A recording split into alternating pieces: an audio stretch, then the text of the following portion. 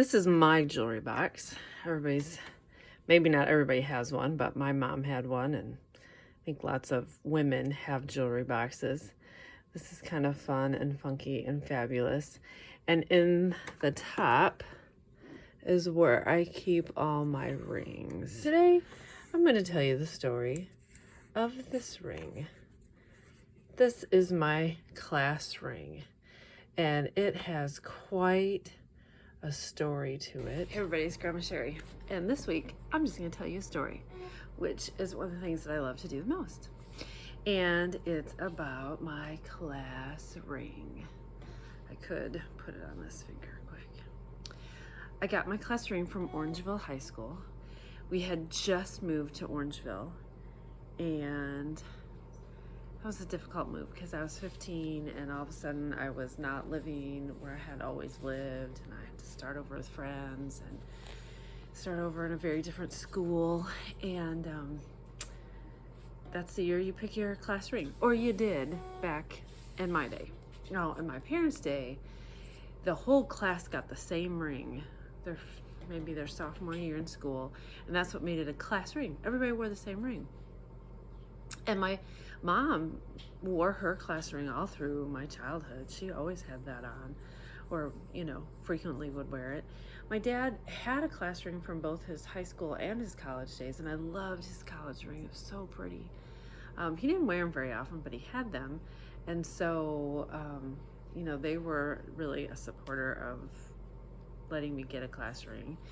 And so when it was time to get a class ring, I had just moved to this new school, and at the time it was less of a class ring, more of an individual, and you put your own kind of activities that you're involved in on the ring. Well, having just moved to the school, and it was different. Like, some of the things I had done at the other school weren't even an option at this new school, because I went from small school to small school.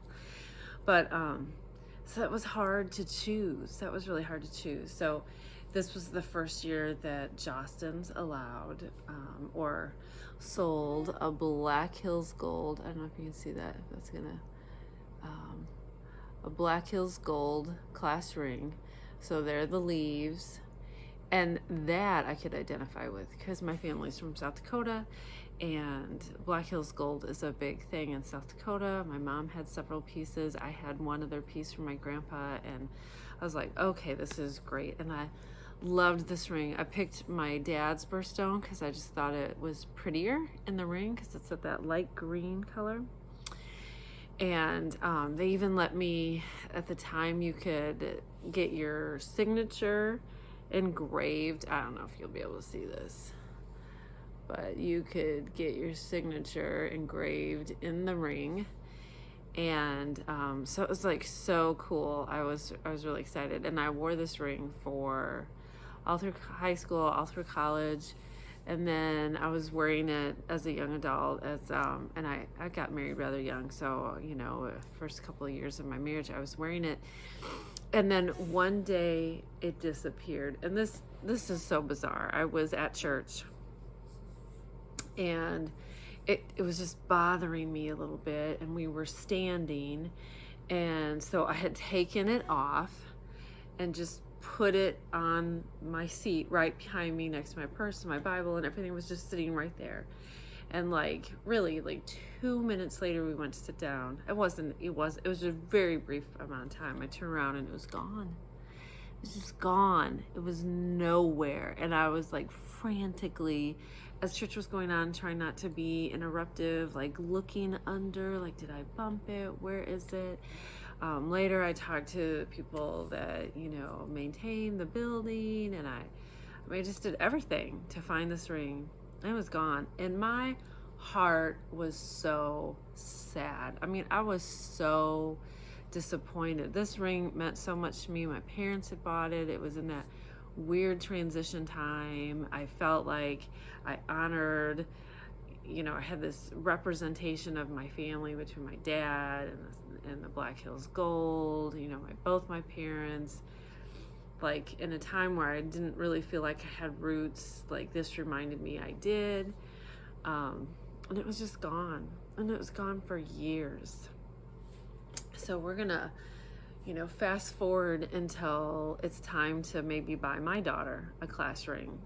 She's in high school, and now they're trying to sell you a class ring every single year. They start selling you at their freshman year in high school, and she never took much interest in it. And so one day I'm just like, would you like a class ring? And her response was, I don't know, do you want me to wear a class ring? Which made me think, she doesn't care about this. This is not something of value or importance to her. And in my heart, only in my heart, I didn't even say this out loud to anyone. I said, if I buy a class ring, I'm gonna rebuy my class ring because I loved it and I would still be wearing it, and I'm so heart sick that it was gone. And I'm not kidding you. Like 4 days later, no more than a week, but I think it was just like we had that conversation sometime during the week, and then on the weekend I get a message on Facebook asking me if I had lost a class ring. What? So I say yes, and this is what it looked like, and I give all these details, and this person that I don't know says, I think we have it. And this has been at least 20 years. At least 20 years since it disappeared. At least. And her story, or the story of its return, goes back to a jewelry box. And this woman's granddaughter was visiting and was going through her jewelry and found this ring in the jewelry box and said, oh, Grandma, this is so pretty. Is this your ring?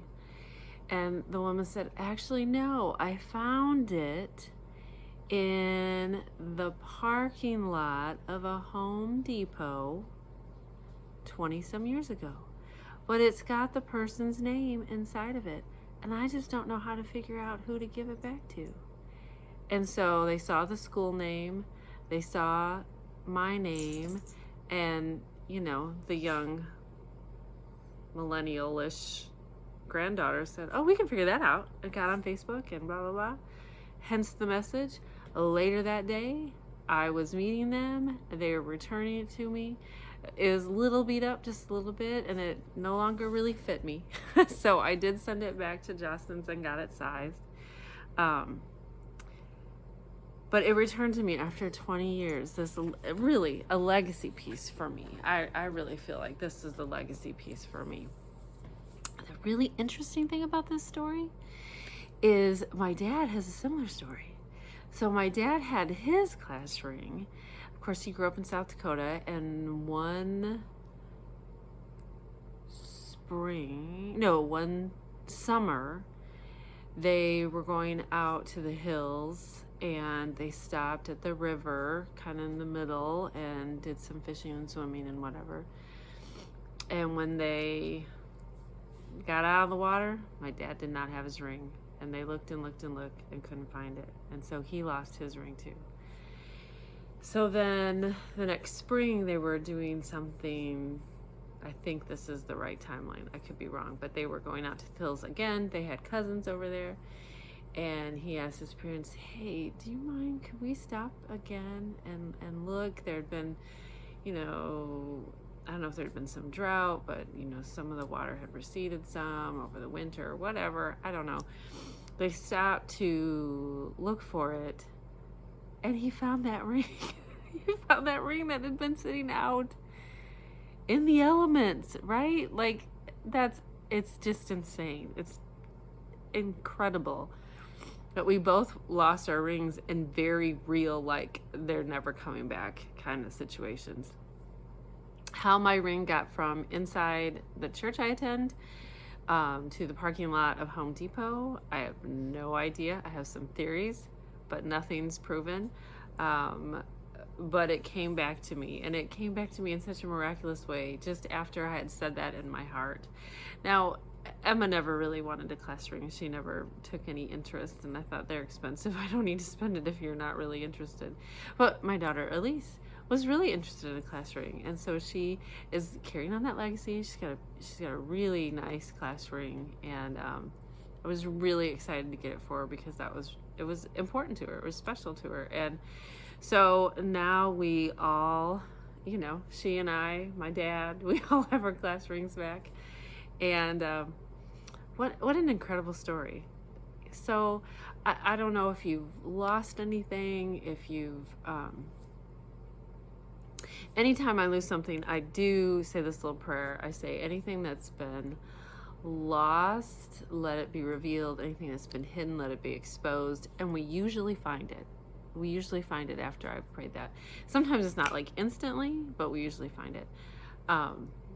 Anyway, so if you've ever lost anything or something of real value, I say just don't give up hope. Don't give up hope.